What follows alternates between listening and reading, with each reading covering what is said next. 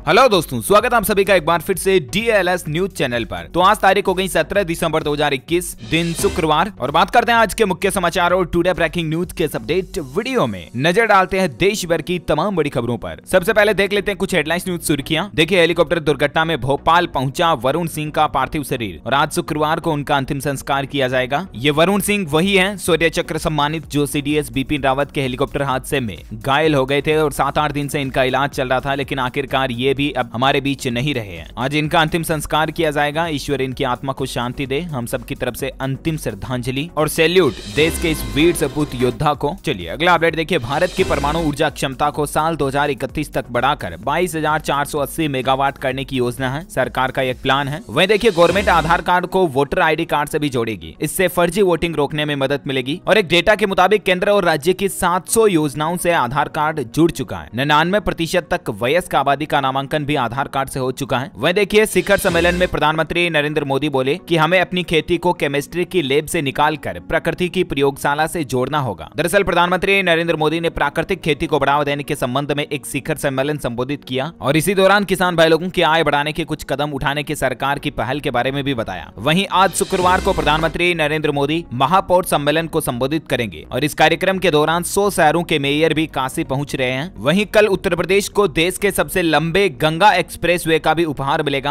PM Narendra Modi कल 18 दिसंबर को इसका शिलान्यास करेंगे और यूपी के 12 जिलों से ये गंगा एक्सप्रेसवे गुजरेगा। वह देखिए, 50वें विजय दिवस के मौके पर मुक्ति युद्ध के योद्धाओं को श्रद्धांजलि भी दी। विक्टोरिया मेमोरियल हॉल में कुछ रंगारंग कार्यक्रम हुआ। इसकी कुछ वीडियो और तस्वीरें भी आप देख सकते हैं। और वहीं प्रधानमंत्री नरेंद्र मोदी ने इस विजय दिवस के मौके पर राष्ट्रीय युद्ध स्मारक पर जाकर शहीदों को श्रद्धांजलि भी दी। PM मोदी ने कहा कि हमने मिलकर लड़ाई लड़ी और जीत मिली। 1971 युद्ध के शहीदों को प्रधानमंत्री नरेंद्र मोदी ने श्रद्धांजलि दी। आपको बता दूं, 1971 में जब वार हुई थी ना, तब कुछ ऐसे शब्द एक पत्र में लिख करके भेजे थे पाकिस्तान को। उसके बाद पाकिस्तान की सेना ने सरेंडर कर दिया था। भारत पाक युद्ध हुआ था 1971 में और उस युद्ध में भारतीय वायुसेना की ताकत से भारत ने पाकिस्तान को धूल चटाई थी। कुछ विमानों के जरिए जंग जीती थी। ये कुछ तस्वीरें भी आप देख सकते हैं उस जमाने की। इस विजय दिवस के मौके पर कश्मीर से कन्याकुमारी तक जाने वाली 4 मसाले दिल्ली पहुंचाई गई। मोदी ने उनकी ज्वाला अमर जवान ज्योति में समाहित की। तो इस तरह से रहा कुछ यूं कार्यक्रम। वहीं देखिए, गृह मंत्री अमित शाह 18 और 19 दिसंबर को महाराष्ट्र का दौरा करेंगे। 2 दिन का महाराष्ट्र दौरे का कार्यक्रम रहेगा उनका। वहीं देखिए, एक सर्वे में बड़ा खुलासा हुआ कि दिल्ली के 76% माता पिता बच्चों को स्कूल भेजने के लिए तैयार हैं और उनका भी ये कहना है कि जब ओमिक्रॉन के मामले बढ़ जाए तभी स्कूलों को बंद करने चाहिए। वहीं देखिए, नए CDS की नियुक्ति तक पुरानी व्यवस्थाएं ही लागू रहेगी। जनरल नरवणे को CSC के चेयरमैन का प्रभार दिया गया। वहीं भारत समुद्रयान मिशन की भी शुरुआत कर चुका है, जहां इंसानों को समुद्र की गहराई में भेजेगा भारत। जिस तरह से भारत का गगनयान मिशन चल रहा है अंतरिक्ष में भारतीय इंसानों को भेजने के लिए, ठीक उसी तरह से समुद्र के अनंत गहराइयों को नापने के लिए भारत समुद्रयान प्रोजेक्ट को भी शुरू कर चुका है। सरकार ने हालिया राज्यसभा के एक सवाल में इस बात की जानकारी दी। वह देखिए, मोदी सरकार का एक बड़ा फैसला है। पेट्रोल सस्ता करने के लिए सरकार ने एक झटके में इथेनॉल पर लोगों को बड़ी राहत दी और इथेनॉल पर GST रेट को 18% से घटाकर सीधा 5% कर दिया। और इससे पेट्रोल में मिलाने वाला जो इथेनॉल है वो सस्ता होगा। तो जाहिर सी बात है, all over price ratio petrol का भी हमें कम देखने को मिलेगा। ये भी भारत सरकार की तरफ से एक बहुत ही अच्छा फैसला लिया गया है। वहीं देखिए, आज की एक सबसे बड़ी खबर दोस्तों, अब 21 साल से पहले नहीं हो पाएगी लड़कियों की शादी। मोदी कैबिनेट में इस तरह का प्रस्ताव भी पास हो चुका है और इस नए प्रस्ताव के बाद अब बेटियों की शादी यानी कि लड़कियों की शादी की कानूनी उम्र जो पहले 18 साल थी उसको 21 साल किया जाएगा। हालांकि दोस्तों, अभी तक फिलहाल कैबिनेट से इस प्रस्ताव पर मुहर लगी है। अब इसके बाद सरकार इस कानून में संशोधन करेगी और फिर राज्यसभा और लोकसभा से भी इस कानून को पास होना पड़ेगा। उसके बाद ही ये फाइनल कानून हमारे देश में लागू होगा। लेकिन फिलहाल भी सरकार की तरफ से कैबिनेट की बैठक में इस कानून पर मुहर लगा दी गई है। अब अगली प्रोसेस शुरू हो जाएगी और इस प्रस्ताव में सरकार ने यह प्लान रखा है कि लड़कियों की शादी अब 21 साल से पहले नहीं हो पाएगी। कानून को संशोधन करने की तैयारी कर रही है गवर्नमेंट, ठीक है ना। वहीं आपकी जानकारी के लिए यह भी बता दूं दोस्तों, अपन हिस्ट्री इतिहास में जाके ना, तो सबसे पहले लड़कियों की शादी की उम्र 12 की गई, फिर 14, फिर 18 और अब 21 करने की तैयारी है। आपके मन में भी एक सवाल आ रहा होगा कि आखिर सरकार ने क्यों लिया लड़कियों की शादी की न्यूनतम उम्र बढ़ाने का फैसला और इसके फायदे और नुकसान क्या होंगे और देश के एक्सपर्ट्स का इस पर क्या राय है, क्या मानना है उनका। तो आपको बता दूं, सरकार के इस फैसले की रिपोर्ट में कहा गया कि शादी में देरी का परिवारों, महिलाओं, बच्चों और समाज के लिए सकारात्मक आर्थिक और सामाजिक प्रभाव पड़ता है। शादी की उम्र बढ़ाने से महिलाओं की सेहत पर भी सकारात्मक प्रभाव पड़ेगा। नरेंद्र मोदी सरकार ने कई कारणों से शादी की उम्र को बढ़ाने का फैसला किया, जिसमें एक तो लैंगिक समानता भी शामिल है। और सरकार के इस फैसले के बाद कहने का मतलब लड़के की शादी की उम्र भी 21 साल हो जाएगी और लड़की की शादी की उम्र भी 21 साल साल हो जाएगी, तो ये एक लैंगिक समानता भी रहेगी। इसके अलावा जल्दी शादी और कम उम्र में महिलाओं में प्रेगनेंसी से उसके बच्चे और दोनों के पोषण और संपूर्ण स्वास्थ्य और मानसिक स्वास्थ्य पर भी गहरा असर पड़ता है। कम उम्र में शादी का असर शिशु मृत्यु दर, मातृ मृत्यु दर और महिला सशक्तिकरण पर भी प्रभाव पड़ता है, क्योंकि जल्दी शादी होने से लड़कियों को शिक्षा और आजीविका का अवसर भी नहीं मिल पाता है और इस कदम से बाल विवाह को भी हतोत्साहित किया जा सकेगा। तो इसीलिए सरकार जो है इस तरह का प्रस्ताव लाने की प्लानिंग कर रही है। वैसे दोस्तों आपकी इस पर क्या राय है? क्या गवर्नमेंट की तरफ से जो ये फैसला लिया जा रहा है ये वाकई में सही है या गलत है? अपन एक सर्वे करते हैं कि लड़कियों की शादी की उम्र बढ़ाने के ऊपर आपका क्या विचार या राय या मानना है, मुझे नीचे कमेंट करके बताइएगा जरूर। वहीं देश के गायनी विशेषज्ञ बोले कि लड़कियों की शादी की उम्र 21 साल करने से प्रेगनेंसी और अबॉर्शन पर भी असर पड़ेगा। हालांकि दोस्तों देश में कुछ लोग लड़कियों के कानूनी विवाह की उम्र को बढ़ाने को लेकर समर्थन कर रहे हैं, तो वहीं कई संगठन इस बात का विरोध भी कर रहे हैं। कुछ देश के एक्सपर्ट डॉक्टर्स का यह भी मानना है कि मेडिकल टर्म में टीन एज यानी कि 19 साल से कम उम्र की लड़कियां अगर गर्भवती होती हैं तो उसके गर्भावस्था से लेकर प्रसव यानी कि डिलीवरी तक कई तरह की परेशानियां पैदा होने की संभावना ज्यादा होती है और उसमें माता और शिशु की जान जाने का खतरा भी ज्यादा रहता है। वहीं अगर लड़की 21 साल के बाद मैच्योर होने के बाद प्रेग्नेंट होती है तो उसमें सकारात्मकताएं ज्यादा होती है और स्वास्थ्य, हेल्थ, मेंटल हेल्थ सभी पर अच्छा प्रभाव रहता है। वहीं डॉक्टर मित्तल ये भी कहती है कि टीन एज या अर्ली एज में लड़कियों में गर्भपात, अबॉर्शन के मामले भी बढ़ जाते हैं, जबकि 21 के बाद ये आशंका कम हो जाती है। तो कहीं ना कहीं देखा जाए तो ऑल ओवर जो पॉजिटिव फैक्टर्स हैं सरकार के इस फैसले के पीछे वो भी काफी अच्छे हैं। हालांकि कुछ मीडिया में लोग बाग ये भी मोदी सरकार पर कयास लगा रहे हैं कि लड़कियों की शादी की उम्र बढ़ाने पर भड़की महिला सांसद और कहा कि कब किससे शादी करें, कब बच्चा पैदा करें, सब मोदी जी के हाथ में है। तो काफी कुछ बातें चीतें चल रही है। इसी बीच सरकार तो इस फैसले को लेकर तैयारियां कर ही चुकी है। आपकी क्या राय और विचार है इस मुद्दे पर मुझे नीचे कमेंट करके बताइएगा। और काफी डिटेल में मैंने आपको इस खबर को बता दिया। अब अपन सीधा आगे बढ़ते हैं अगली बड़ी खबरों की तरफ। देखिए, नरेंद्र सिंह तोमर ने कहा कि एक तरफ जहां ताजमहल बनाने वाले मजदूरों के काटे गए हाथ, तो दूसरी ओर पीएम मोदी ने काशी विश्वनाथ कॉरिडोर के श्रमिकों पर बरसाए फूल और उनके साथ भोजन भी किया। वहीं देखिए, हालिया एक स्टडी में बड़ा खुलासा हुआ कि डेल्टा व अन्य वेरिएंट से 70 गुना तेजी से फैलता है ओमिक्रॉन वेरिएंट। वैज्ञानिकों की नई स्टडी में इस बात का खुलासा हुआ है। इसका मतलब ओमिक्रॉन से हमें ज्यादा सतर्क रहने की जरूरत है। और देश में ओमिक्रॉन के 5 और नए मामले देखे गए और वहीं अब तक भारत में 11 राज्यों तक कोरोना का नया वेरिएंट ओमिक्रॉन पहुंच चुका है और इस मामलों पर गृह मंत्रालय ने हालातों की समीक्षा भी ली। भारत में अभी ओमिक्रॉन के कुल 78 मामले आंकड़े सामने आ चुके हैं। वहीं देखिए दोस्तों, उत्तर प्रदेश के मुख्यमंत्री योगी आदित्यनाथ का यह भी कहना है कि कोरोना की दूसरी लहर में ऑक्सीजन की कमी से एक भी मौत नहीं हुई। योगी सरकार ने इस तरह का दावा किया है। रक्षा मंत्री राजनाथ सिंह ने कहा कि ब्रिटिश अधिकारियों और सैनिकों के नाम पर रखी गई सड़कों और इमारतों के नाम बदले जाए, है ना। तो ये कुछ सिलसिला चल रहा है। और वहीं देखिए, बड़ी खबर आपकी, जस्टिस गनेडी वाला स्थायी जज नहीं बनेगी। हाल ही में इन जज ने स्किन टू स्किन कॉन्टेक्ट वाला एक फैसला दिया था और ये फैसला देने वाली जस्टिस को सुप्रीम कोर्ट कॉलेजियम से झटका लगा है। इनका प्रमोशन रुक चुका है और अब ये जज साहिबा का विवादित फैसला इनके प्रमोशन के अटकने की वजह बन रहा है। अब ये स्थायी जज नहीं बन पाएगी। आपकी जानकारी के लिए बता दूं, इन्होंने इस तरह का फैसला दिया था कि जब तक स्किन टू स्किन टच नहीं होती है तब तक यौन उत्पीड़न नहीं माना जाता उसको, और इनके इस बयान पर देश में काफी विरोध भी हुआ था। वहीं देखिए, बड़ी खबर, पंजाब में फिर किसान आंदोलन की तैयारी हो रही है। 20 दिसंबर से राज्यव्यापी रेल नाकेबंदी की घोषणा भी किसान भाई लोग कर चुके हैं और टोल प्लाजा पर अभी भी धरना उनका जारी रहेगा। हर टोल साइट पर टोल रेट 5 रुपए से बढ़ाकर 15 रुपए कर दिया गया है। लुधियाना जालंधर रोड पर टोल प्लाजा की दरों को 130 रुपए से बढ़ाकर 135 रुपए कर दिया। और किसान भाई लोगों ने चेतावनी भी दी थी, आपको पता होगा कि सरकार ने अगर टोल टैक्स ज्यादा ही बढ़ाया तो हम वापस से आंदोलन करना शुरू कर देंगे। तो किसान भाई लोग पंजाब राज्य में 20 तारीख से वापस आंदोलन की चेतावनी भी दे चुके हैं। वही देखिए, कांग्रेस अध्यक्ष सोनिया गांधी ने रमन भल्ला को जम्मू कश्मीर प्रदेश कांग्रेस कमेटी का वर्किंग प्रेसिडेंट नियुक्त किया। और एक बड़ी खबर देखिए दोस्तों, बिहार में हाल ही में सरकार ने सिंगल यूज प्लास्टिक पर बैन लगाया था, तो उस बैन को वापस हटा दिया और अब अगले साल 1 जुलाई 2022 तक प्लास्टिक और थर्माकोल की थैलियों का इस्तेमाल लोग बाग कर पाएंगे, तब तक उन पर जुर्माना नहीं लगेगा। सरकार ने अपने प्रतिबंध वाले फैसले को वापस ले लिया है। इससे प्लास्टिक का कारोबार करने वाले व्यवसायियों को बड़ी राहत मिली है। वही देखिए, मध्य प्रदेश में शिवराज की कैबिनेट की बैठक में एक खास प्रस्ताव पर मुहर लगाई गई। पत्थरबाजों की अब खैर नहीं। दरअसल मध्य प्रदेश में अब जो भीड़ के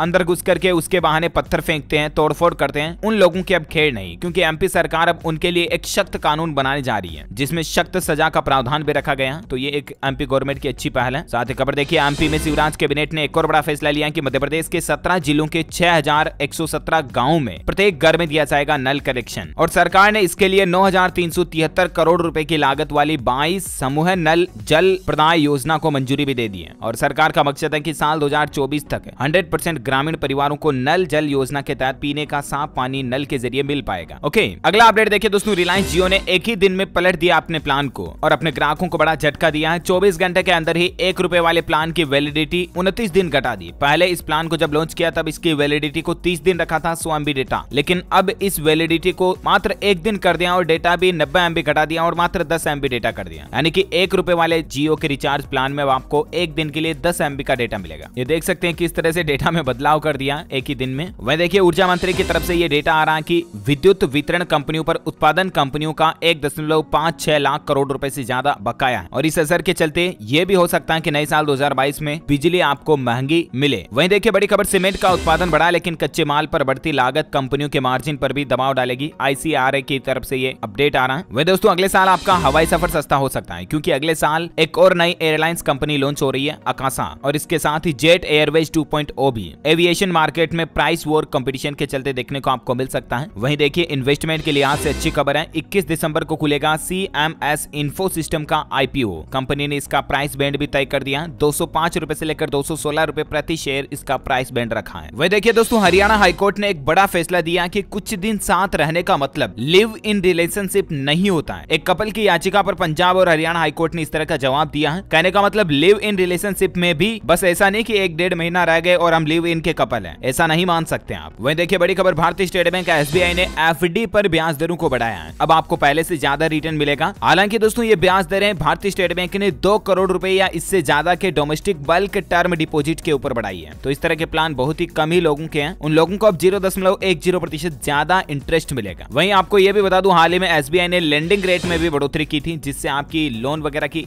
रेट्स में भी कुछ 0.10% की बढ़ोतरी की थी। मैंने आपको अपडेट बताया था कल इसके बारे में, राइट। वहीं देखिए एक बड़ी उपलब्धि है, राष्ट्रपति कोविंद के गांव परोंक के होनहार अजय को इंग्लैंड की हेडर्सफील्ड यूनिवर्सिटी का बुलावा आया है। अब वो वहां पर रोबोटिक्स पर रिसर्च करेंगे। ये हमारे भारत के लिए बड़े ही गौरव की बात है। साथ ही अपडेट देखिए, श्रीलंका में प्रदर्शित हुआ दुनिया का सबसे बड़ा नीलम, वजन इसका 300 किलोग्राम से भी ज्यादा है। एक तरह का ये रत्न है, नीलम रत्न दुनिया का सबसे बड़ा रत्न है। जिस तरह से डायमंड हीरे वगैरह होते हैं ना, उस तरह से इसकी तस्वीर भी आप स्क्रीन पर देख सकते हैं। वहीं देखिए दोस्तों चुनावी सिलसिले पर खबर आ रही कि साल 2022 के विधानसभा चुनाव को मिलकर लड़ेंगे अखिलेश और उनके चाचा शिवपाल। दोनों ने गठबंधन कर लिया है। सपा और प्रसपा में दोनों में आपस में गठबंधन हो गया, यानी कि चाचा भतीजा दोनों एक हो गए हैं। यूपी में 6 साल बाद शिवपाल और अखिलेश यादव का गठबंधन देखने को मिला। दोनों साथ मिलकर लड़े तो 60 से 70 विधानसभा सीटों पर असर पड़ सकता है और इससे बीजेपी वगैरह का चुनाव का खेल भी बिगड़ सकता है। वह देखिए यूपी असेंबली इलेक्शन पर एक खबर ये भी आ रही कि विधानसभा में मुख्यमंत्री योगी आदित्यनाथ ने पेश किया सरकार का नजरिया, विरोधियों पर भी वो जमकर बरसे और इसी हंगामे के बीच योगी सरकार ने अनुपूरक बजट को भी पेश कर दिया। अब यूपी के लोगों को 24 घंटे बिजली मिलेगी और वृद्धावस्था पेंशन के लिए भी सरकार ने खजाना खोल दिया। शीतकालीन सत्र के दूसरे दिन गुरुवार को 4,879 करोड़ रुपए का अनुपूरक बजट पेश किया योगी सरकार ने राज्य विधानसभा के शीतकालीन सत्र के दूसरे दिन, जिसमें एक तो राज्य के लोगों को 24 घंटे बिजली देने का वादा किया। इसके अलावा इस बजट में किसानों, वृद्धों, दिव्यांगों और नेत्रहीनों को भी तोहफा दिया गया है। वह देखिए 1 जनवरी 2022 से 10 साल पुराने डीजल वाहनों का रजिस्ट्रेशन कैंसिल करेगी दिल्ली सरकार। जी हां, 10 साल पुराने डीजल वाहन वाले मालिकों के लिए बुरी खबर है। अब दिल्ली की केजरीवाल सरकार उन वाहनों का रजिस्ट्रेशन रद्द करने जा रही है। यह दिल्ली में होने जा रहा। हालांकि इन वाहनों के लिए अनापत्ति प्रमाण पत्र NOC जारी किया जाएगा ताकि अन्य जगहों पर उनका फिर से पंजीकरण किया जा सके, लेकिन दिल्ली में उनको नहीं चलाया जा सकेगा। अच्छा, कुछ एजुकेशनल खबरों पर नजर डाल लेते हैं फटाफट से। देखिए महिला हेल्थ वर्कर के 9,212 पदों पर भर्ती निकली है। उत्तर प्रदेश अधीनस्थ सेवा चयन आयोग ने यह भर्ती निकाली है और इसके लिए लास्ट डेट है 5 जनवरी 2022। तब तक आप इसके लिए अप्लाई कर सकते हैं। वहीं देखिए मध्य प्रदेश बोर्ड एग्जाम में बड़े बदलाव की तैयारी हो रही है। साइंस के स्टूडेंट हिस्ट्री सब्जेक्ट भी ले सकेंगे। CBSE के जैसे सेमेस्टर सिस्टम लागू किया जाएगा। MP बोर्ड परीक्षाओं में सरकार एग्जाम पैटर्न में इस तरह का भी बदलाव करने जा रही है। ओपन बुक पैटर्न से भी परीक्षा की संभावना तलाशी जा रही है। तो दोस्तों कुछ इस तरह के बड़े बदलाव लागू करने की तैयारी कर रही है मध्य प्रदेश सरकार। वहीं देखिए BPSC कैंडिडेट्स के लिए भी बड़ी खुशखबरी है। 67वीं PT में 68 सीटें बढ़ा दी गई हैं। 555 पदों की वैकेंसी को बढ़ाकर अब 794 कर दिया। किन किन डिपार्टमेंट में सीटें बढ़ाएगी इसकी डिटेल्स भी आप देख सकते हैं और बिहार लोक सेवा आयोग के ऑफिशियल पोर्टल के जरिए आप अप्लाई भी कर सकते हैं। वह देखिए पर्यावरण को बचाने के लिए एक नई पहल, महाराष्ट्र बोर्ड स्कूल में कक्षा 1 से 8वीं तक के कोर्स में शामिल होगा मांझी वसुंधरा पाठ्यक्रम। इसे यूनिसेफ द्वारा विकसित किया गया और इसको अब एजुकेशन सिलेबस में भी शामिल किया जाएगा। वह देखिए छत्तीसगढ़ के सरकारी स्कूलों में 10 रुपए में यूनिफॉर्म मिलेगी। हाई स्कूल और हायर सेकेंडरी के गरीब विद्यार्थियों को सरकार 10 रुपए में उनकी ड्रेस यूनिफॉर्म उपलब्ध करवाएगी। अगले सत्र 2022 से ही इस तरह की व्यवस्था लागू होगी छत्तीसगढ़ में। हरियाणा के TET परीक्षा से पहले पुख्ता तैयारियां हो चुकी हैं। रेवाड़ी में बनाए गए 19 परीक्षा केंद्र, 18 और 19 को एग्जाम होगा। जैमर और CCTV से एग्जाम केंद्रों को जोड़ा जाएगा ताकि पेपर लीक वगैरह की समस्या न आए। वहीं CBSE के 12वीं बोर्ड एग्जाम पर पर भी अपडेट आ रहा कि 16 से 30 दिसंबर के बीच होने वाली एग्जाम के लिए नई गाइडलाइंस जारी की गई है। अब आंसर सीट की चेकिंग एग्जाम सेंटर पर नहीं होगी। अब केंद्र अधीक्षक की देखरेख में OMR सीट को पैक व सील लगाकर बोर्ड के रीजनल ऑफिस भेजा जाएगा। इस तरह का भी CBSE बोर्ड ने बदलाव कर दिया। वहीं UPSC के IFS मेन एग्जाम पर खबर आ रही दोस्तों की इसी महीने आयोजित हो सकती है परीक्षा। 27 दिसंबर तक भी आप इसके लिए अप्लाई कर पाएंगे। वहीं UPSSSC PET मेंस नोटिफिकेशन भी जारी कर दिया गया है। PET स्कोर कार्ड के आधार पर आप भी अप्लाई कर सकते हैं। ऑफिशियल पोर्टल का एड्रेस भी आप देख सकते हैं। ओके, तो ये तो रही कुछ एजुकेशनल खबरें और कुछ और इंपॉर्टेंट न्यूज अपडेट्स और सरकार की बड़ी घोषणाएं, बड़े ऐलान, कुछ देश से जुड़े नए नियम मैं आपको बताऊंगा आगे। लेकिन फिलहाल वक्त हो चुका आज के ताजा मौसम समाचार जानने का। देखिए, अगले 2-3 दिन में पारा गिरेगा, मैदानी इलाकों में भारी बारिश और शीतलहर की आशंका है। भारतीय मौसम विज्ञान विभाग की 5 राज्यों में शीतलहर की चेतावनी आ रही है। यूपी, राजस्थान और गुजरात में 48 घंटे में कड़ाके की सर्दी का अनुमान रहेगा, क्योंकि पहाड़ों पर बर्फबारी के चलते मैदानों में ठंड बढ़ेगी। उत्तर भारत में हाड़ कंपाने वाली सर्दी देखने को मिलेगी। अगले 2 दिनों के दौरान शीतलहर के दस्तक के चलते 17 दिसंबर के बाद तापमान में गिरावट आएगी। IMD की तरफ से अपडेट आ रहा। वहीं हिमाचल में भी अगले 3 दिन भारी बारिश और बर्फबारी की संभावना है। और इसी बीच संपूर्ण भारत का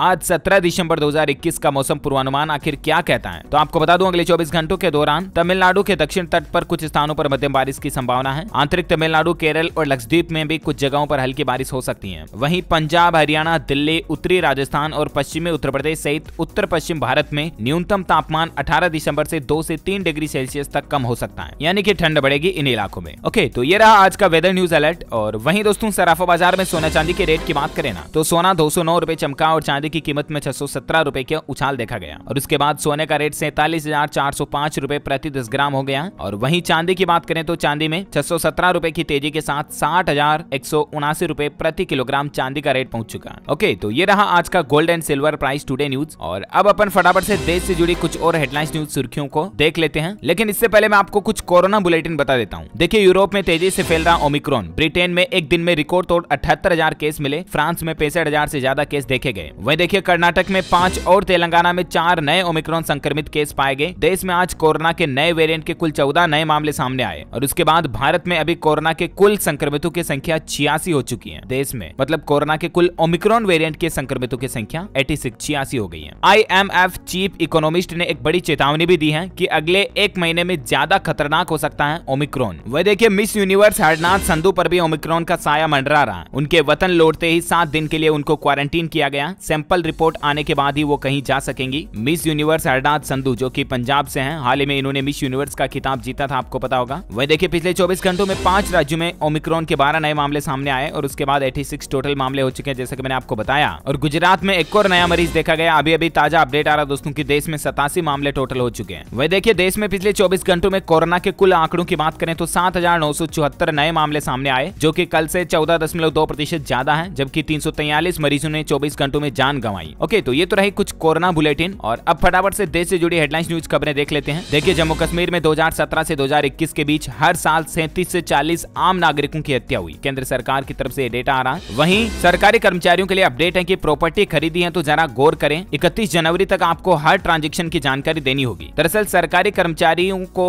अपने डिपार्टमेंट को उनके नाम पर जितनी भी चल अचल संपत्ति है ना, उसके बारे में जानकारी देनी होगी। अगर नहीं देंगे तो उनके खिलाफ सख्त कार्रवाई होगी। उनका प्रमोशन वगैरह भी रुक सकता है, ध्यान में रखिएगा। वहीं देखिए, 2022 में लॉन्च होगा यामाहा का पहला इलेक्ट्रिक स्कूटर। ओला बजाज को भी इससे सीधी टक्कर मिलेगी। और ओला स्कूटर पर भी अपडेट आ रहा है कि लॉन्चिंग के 4 महीने बाद 100 ओला ई स्कूटर की डिलीवरी हुई और जनवरी में इसकी बुकिंग भी फिर से शुरू होगी। वहीं देखिए, मध्य प्रदेश में एक साल में तीसरी बार महंगी हो सकती है बिजली। 2022-23 के लिए बिजली कंपनियों की टैरिफ याचिका को सरकार ने मंजूर कर लिया और इसके कारण मध्य प्रदेश में प्रति यूनिट बिजली में 58 पैसे की रेट बढ़ सकती है और इससे आम लोगों को बिजली का फिर से झटका लग सकता है। अच्छा, नागालैंड में हिंसा का विरोध देखिए आप। राष्ट्रीय आयोजनों का बायकॉट करेंगे 5 जिले के आदिवासी लोग। सेना की फायरिंग में जो 14 लोगों की जान गई, उनकी मौतों के खिलाफ प्रदर्शन जारी है अभी भी। वहीं टेक्नोलॉजी पर अपडेट देखिए, अब आप अपने लॉक आईफोन को भी फॉर्मेट कर सकेंगे। एप्पल ने एक नया सिक्योरिटी फीचर जारी किया है और ये नया सिक्योरिटी फीचर iOS 15.2 के अपडेट के साथ मिलेगा आपको, जिसमें जब कोई यूजर कई बार गलत पासवर्ड डालेगा ना, तब आपको लॉक आईफोन में भी आपको आपके फोन को फॉर्मेट करने का ऑप्शन मिलेगा। वहीं देखिए, ऑटोमोबाइल इंडस्ट्री पर खबर है कि किया ने अपनी कोरेंस को लॉन्च कर दिया। ये 3 रो वाली 7 सीटर एसयूवी होगी। 6 एयरबैग से लेस है ये। इसका सीधा कंपटीशन हुंडई की एल्काजार और XUV 700 जो हाल ही में महिंद्रा की लॉन्च हुई, उससे मुकाबला होगा। वहीं देखिए, दिल्ली काठमांडू के बीच 20 महीने बाद फिर से बस सेवा शुरू हो चुकी है। हालांकि प्रति यात्री किराए में 500 रुपए की बढ़ोतरी कर दी गई है। भारत और नेपाल के रिश्ते को मजबूत करने की दिशा में ये एक अच्छा कदम है। कोरोना के चलते इसको बंद कर रखा था तो वापस शुरू कर दिया। अच्छा, वहीं चीन से निपटने को जरूरी, हाल ही में आपको पता होगा सुप्रीम कोर्ट ने 4 धाम प्रोजेक्ट के लिए हाईवे बनाने की जो मंजूरी दी थी ना, तो वो 4 धाम हाईवे बनने के बाद अब साल भर चारों धाम के दर्शन कर पाएंगे लोग बाग। मतलब चाहे मौसम कोई सा भी हो, सर्दी का हो या बर्फबारी का मौसम हो, उसके बावजूद भी यात्रियों का आना जाना रहेगा। उत्तराखंड में 4 धाम सड़क परियोजना को सुप्रीम कोर्ट ने हरी झंडी दे दी है, जैसा कि अपडेट मैंने आपको बताया था। वहीं देखिए राजस्थान के करीब 4 लाख शिक्षकों को बड़ी सौगात देने जा रही है गहलोत सरकार। टीचर ट्रांसफर पॉलिसी लाने जा रही है और इस पॉलिसी के बाद शिक्षकों के ट्रांसफर यानी कि तबादले की नीति तैयार होने के बाद भ्रष्टाचार के खत्म होने के आसार जताए जा रहे हैं। शिक्षा मंत्री ने इस बात की जानकारी दी है। वहीं पंचायत चुनाव के मसले पर फिर सुप्रीम कोर्ट 17 दिसंबर को राज्य सरकार सहित याचिकाकर्ताओं को एक साथ कोर्ट में सुनवाई होगी और देखते हैं कि पंचायत चुनाव पर 17 दिसंबर को सुप्रीम कोर्ट की तरफ से क्या फैसला था। जो भी खबर आएगी मैं आपको बता दूंगा। वह देखिए हिमाचल के 18 लाख से ज्यादा राशन कार्ड धारकों के लिए एक राहत वाली खबर है। 2 महीने की चीनी यानी कि शक्कर एकमुश्त मिलेगी उनको। इस बार राशन कार्ड धारकों के लिए हिमाचल सरकार ने इस तरह की नई योजना निकाली है। नवंबर दिसंबर का एकमुश्त राशन आपको इसी महीने मिल जाएगा। वहीं फ्लिपकार्ट की बिग सेविंग डे सेल भी 16 दिसंबर से शुरू हो चुकी है, जो कि 21 दिसंबर को खत्म होगी। अगर आप भी अपने लिए कुछ होम अप्लायंस वगैरह बाय करने की प्लानिंग कर रहे हैं ना, तो फ्लिपकार्ट की इस बिग सेविंग डे सेल में आप कुछ कर सकते हैं बाय वगैरह, है ना। वही देखिए दोस्तों एक बड़ा ही इमोशनल मोमेंट वाला खबर देखिए। आपकी पति को पहली बार देखा तो तिरंगे में लिपटे थे। 13 की उम्र में शादी हुई, गोने से पहले ही पति शहीद हो गए, लेकिन फिर भी इन्होंने दूसरी शादी नहीं की। दरअसल बजरंग सिंह भारत के एक वीर सपूत जिनकी महज 19 साल की उम्र में 1971 के भारत पाकिस्तान युद्ध में वो शहीद हो गए थे। बजरंग सिंह की शादी 13 साल की श्यामवती से हुई थी। शादी के बाद पति पत्नी की मुलाकात कभी नहीं हुई, लेकिन पत्नी ने अपना पत्नी धर्म कितना बखूबी से निभाया कि पति से कभी मुलाकात नहीं हुई, उसके बावजूद उन्होंने दूसरी शादी नहीं की। वाकई में ऐसी वीरांगना को भी सैल्यूट। वहीं जो हाल ही में हेलीकॉप्टर क्रैश में सीडीएस बिपिन रावत और उनके साथियों की जान गई थी ना, उस मसले पर ट्राई सर्विस इंक्वायरी अगले 2 सप्ताह में पूरी होने की उम्मीद है और उसके बाद हादसे के सही कारणों का खुलासा होने की भी संभावना है। वहीं देखिए 7 दिन में राजस्थान से दूसरा जवान शहीद हुआ। पत्नी को पहले लगा कि पति मजाक कर रहे हैं, फिर पता चला कि नक्सली हमले में उनकी जान चली गई। हवलदार सुजान सिंह 14 दिसंबर को उड़ीसा के लक्ष्मीपुर कोरापुट इलाके में नक्सली हमले में शहीद हो गए। वहीं ग्रुप कैप्टन वरुण सिंह के परिवार को मध्य प्रदेश सरकार 1 करोड़ रुपए की राशि देगी और उनकी प्रतिमा लगाने की भी तैयारी चल रही है। राजस्थान में जो एक नक्सली हमले में शहीद हुआ बीएसएफ का जवान, उनका अंतिम संस्कार भी किया गया। बड़े बेटे ने मुखाग्नि दी और बोला कि पिता पर गर्व है। उसके बाद पूरे गांव में शोक की लहर देखी गई। ईश्वर इन सब दिव्यात्माओं को,